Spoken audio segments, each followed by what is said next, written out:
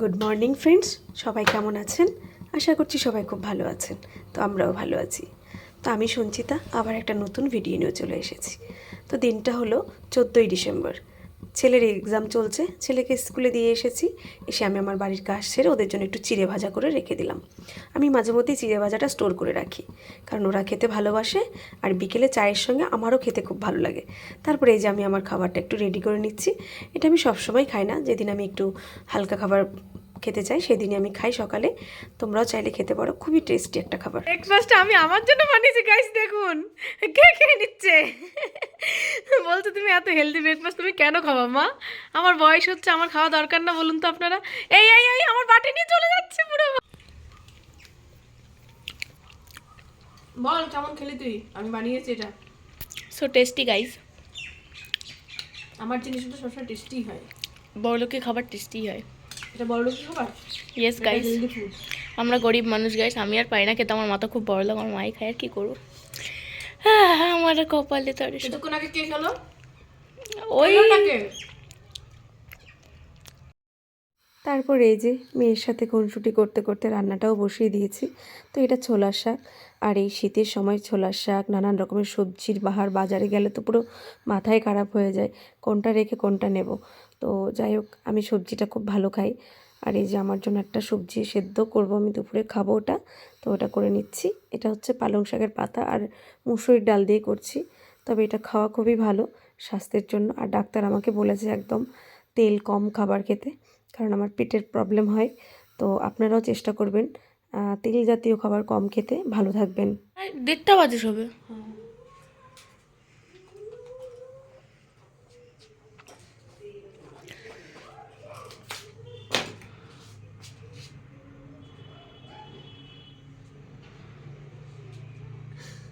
কি তারপরে এই যে দেখতেই পেলেন রেডি হয়ে গেছি। হ্যাঁ, তবে বাইরে বেরিয়ে দেখছি বেশ ঠান্ডা, সোয়েটারটাও পরে নিয়েছি। টোটোতে করে এবার আমরা বাস স্ট্যান্ড যাচ্ছি। এই প্রথম মেয়ে আমার সাথে যাচ্ছে কাজে। ছেলেটাকে বাড়িতে রেখে এসেছি শ্বশুরের কাছে। তবে খুব টেনশন হয়, বাবার কথা শুনতেই চায় না। কি করব, মেয়েকেও সাথে নিয়ে এসেছি তাই। আমরা বেরিয়ে পড়েছি, মা মেয়ে আজকে একসাথে কাজে যাচ্ছি আমরা। এটা অনেকদিন পর আমি কন্টিনিউ করতে চাই, মা মেয়ে একসাথে কাজে যাওয়াটা। ও চাই না। এই দেখুন, আমি আমার ব্রাইডের বাড়িতে চলে এসেছি। তো আমার লোকেশন ছিল সেদিন শান্তিপুর। শীতের বেলা একটুতেই সন্ধ্যা হয়ে যায়। তো এসে দেখছি মেহেন্দি আর্টিস্ট মেহেন্দি করছে। তো আমিও এর ফাঁকে সাজিয়ে নিয়েছি। তো আমার ব্রাইড রিচা, তো ওর মেহেন্দির অনুষ্ঠানে আমার বুকিং ছিল, প্লাস বিয়েতেও বুকিং আছে। তো যেহেতু আমার মেয়ের বান্ধবীর দিদি, তো সেই সূত্রে আমি মেয়েকেও নিয়ে এসেছি। মেয়ের একটা ডান্স করার কথা আছে, তো ওকে সাজিয়েছি। সে ভিডিও আর করতে পারেনি যেহেতু খুব টাইম কম ছিল। তো আপনারা দেখুন, দেখে কমেন্টস করে অবশ্যই জানাবেন কেমন হয়েছে। আর আমার কাজ ভালো লাগলে অবশ্যই আমাকে বুকিং করবেন আপনাদের স্পেশাল দিনে। তো একটু ভিডিও শ্যুট নেওয়ার ব্যাপার ছিল, তাই আমাকে বসিয়ে দিয়েছে মেহেন্দি করতে।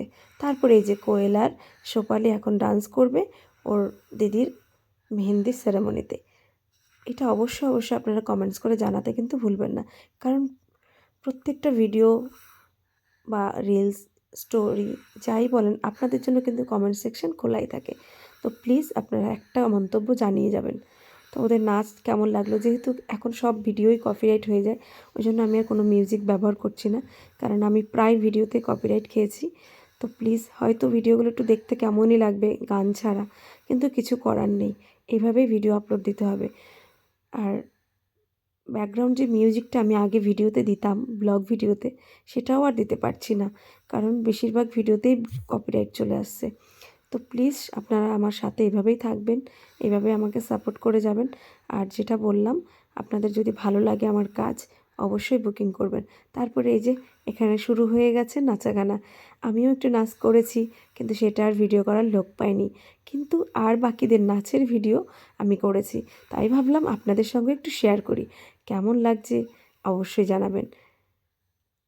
আর এই যে ব্যাক ক্যামেরা করে আমিও একটু নিজের নাচটা দেখিয়ে দিলাম, কারণ আমারও একটু নাচতে ইচ্ছা করছিল। আর ওই যে দেখছেন রিয়া কখন ড্রেস চেঞ্জ করে চলে এসছে। আর এখানে এই যে পাড়ার মাসিমা কি দারুণ নাচ করলো।